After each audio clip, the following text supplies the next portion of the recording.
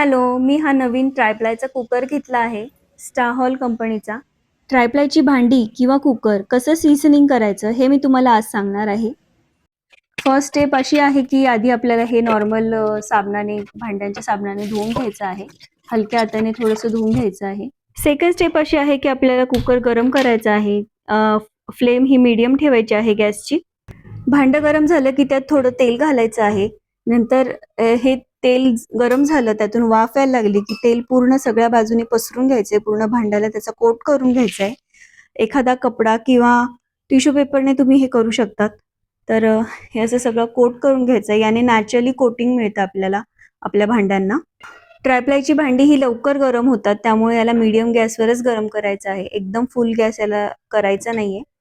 तेलाचं कोटिंग ही second step झाली. तिसरी जी स्टेप आहे ना, त्यामध्ये कांदा बारीक चिरून घालायचा आहे. त्यात थोडंसं आपल्याला मीठ घालायचं आहे आणि हे दोन्ही आपल्याला कुकरमध्ये चांगलं परतून घ्यायचं आहे.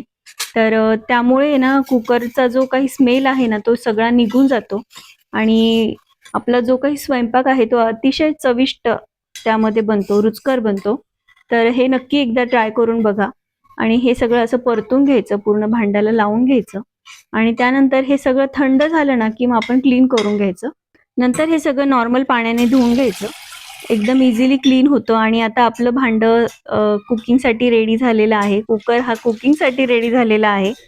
ट्रायप्लायच्या भांड्यांसाठी ही सीझनिंग टिप तुम्हाला कशी वाटली नक्की सांगा आणि आपला व्हिडिओ आवडला असेल तर आपल्या व्हिडिओला नक्की लाईक करा, शेअर करा आणि सबस्क्राईब करा.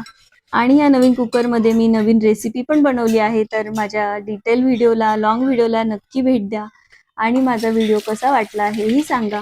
तर चला, आजच्या दिवस एवढंच. बाय.